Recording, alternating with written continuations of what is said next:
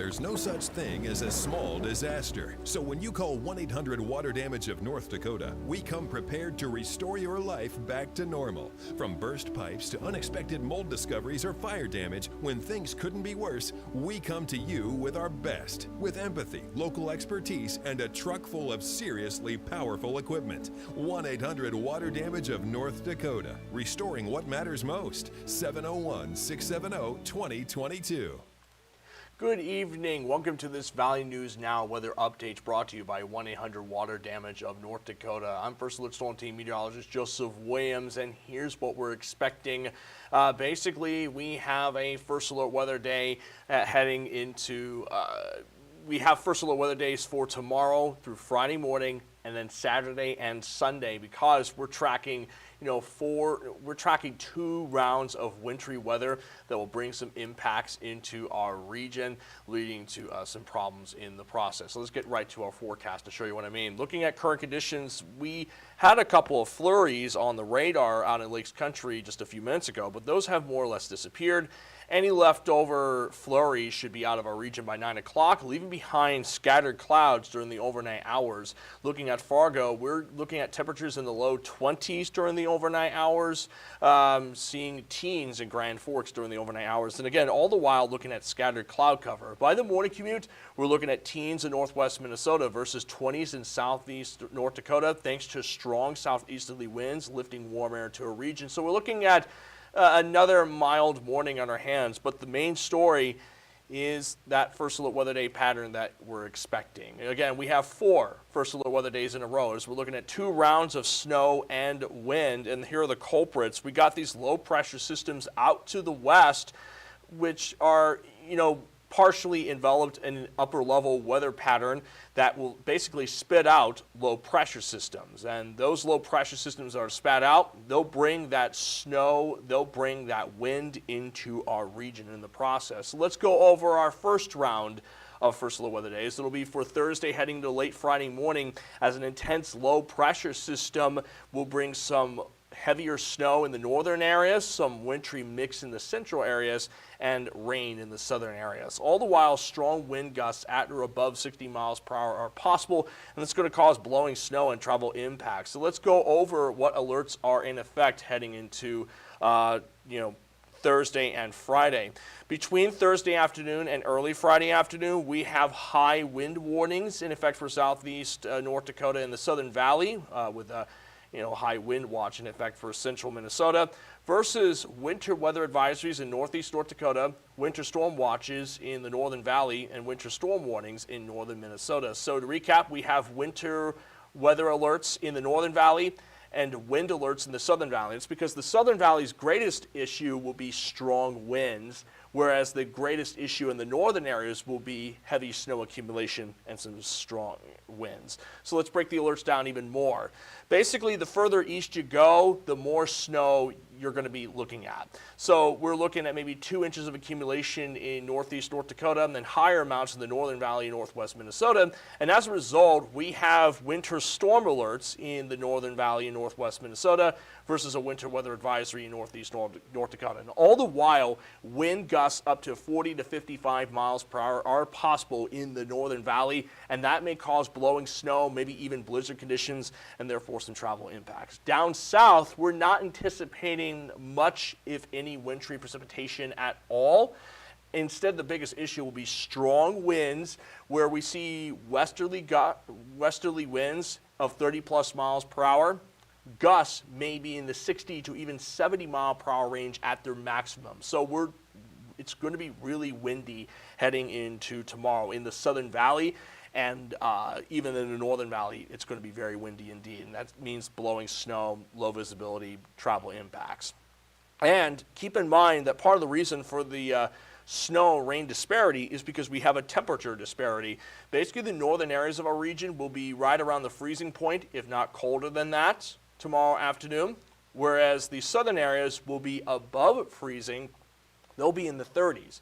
So the southern areas will see rain, the northern areas will see mix and snow. And here's a look at our first little forecast to show you what this results in. Heading into Thursday morning, we're just looking at cloudy skies. A nice little break before upcoming weather maker sweeps in. That brings that wintry mixing snow into the northern areas of our region. And you can see that heavier snow will be in the central and northern valley. Generally, if you're north of Highway 2, you're going to be seeing the heavier snow. Down in Fargo, I'm thinking we'll probably see a wintry mix, which means snowflakes and rain mixed in the process.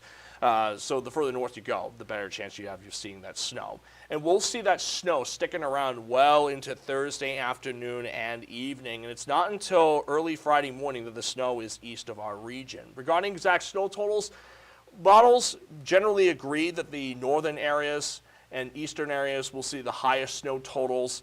They do disagree in amounts, though. The model on the left suggests a little bit more snow accumulation compared to the model on the right, but generally they agree that the international border in northwest Minnesota, they'll see the highest amounts. I'm thinking probably 3+ inches of accumulation in the northern valley in northwest Minnesota, maybe 4 to 5 inches in parts of northwest Minnesota.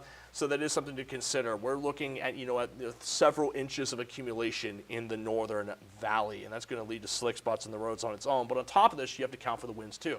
Winds, well, again, they'll be coming from the southeast tomorrow morning, keeping us on the warm side, but as the low moves east, we'll see winds picking up from the northwest. And by Thursday evening, wind gusts will be above 50 miles per hour in the Red River Valley. And so, like I mentioned before, we have the chance of seeing blizzard conditions in the northern valley, northwest Minnesota, where we have that snow coming down and where those winds will be really strong. But the southern areas, those areas will see the strongest winds. Wind gusts will stay above 40 miles per hour well into your Friday morning commute, and it's not until late morning, early afternoon that the winds end up dying down. Put another way, in Fargo, peak wind gusts may be above 40 miles per hour heading into your early Friday morning commute, and it's not until late morning that the winds die down in Fargo, so that may impact any travel plans you have for your Friday morning commute. Just be aware that there could be a blowing snow threat in the northern areas of our region. Then we get our second round of first alert weather days for Saturday and Sunday, as we're looking at more snow and wind, this time in the southern areas of our region. Here's what that looks like on our first look forecast. Saturday starts out cloudy but dry, but as we head into Saturday evening, we see that moisture lifting into the southern areas of our region, and that continues in the southern valley, southeast North Dakota, Lakes Country, well into your Sunday morning commute. It's not until late afternoon that any leftover snow pushes out of the southern valley. So basically, if you're south of I-94, you have a good chance of seeing that snow coming down. If you're north of I-94, you're more likely to stay dry. And you can see that with both the European and American models. While there's still some differences in the amount of snow expected, both the American and European models suggest that, again, the highest snow amounts will be in the southern areas of our region. So if you're traveling south, be prepared to deal with some more slick spots on the roads, and be prepared to see the winds too. We'll see the winds picking up in the southern areas of our region Sunday morning, and gusts will be in the 25 to 35 mile per hour range in the southern valley well into Sunday afternoon. It's not until Sunday evening that the winds end up dying down. As for temperatures, we'll be on the cold side for the upcoming weekend, and then next week, we end up seeing temperatures climbing back to above normal towards the end of next week. And here's what that looks like in terms of exact numbers. We'll be in the teens on Sunday and Monday, climbing back into the 40s next Thursday and 50s next Friday. But again, the main issue will be our first low weather days for Thursday and Friday morning, and then Saturday and Sunday morning. 2 rounds of first low weather days for the threat of wintry weather. I'll get off of here, but I'll be back on Valley News Live at 9. Chief Meteorologist Russ Thomas will be back on Valley News Live at 10, and Assistant Chief Meteorologist Lisa Green will be on Valley today for your first look forecast. And you can also get the latest updates on the VNL First Alert Weather app, so stay tuned. In the meantime, this has been your weather updates brought to you by 1-800-DAMAGE, 1-800-WATER-DAMAGE of North Dakota. There's no such thing as a small disaster. So when you call 1-800-WATER-DAMAGE of North Dakota, we come prepared to restore your life back to normal. From burst pipes to unexpected mold discoveries or fire damage, when things couldn't be worse, we come to you with our best. With empathy, local expertise, and a truck full of seriously powerful equipment. 1-800-WATER-DAMAGE of North Dakota. Restoring what matters most. 701-670-2022.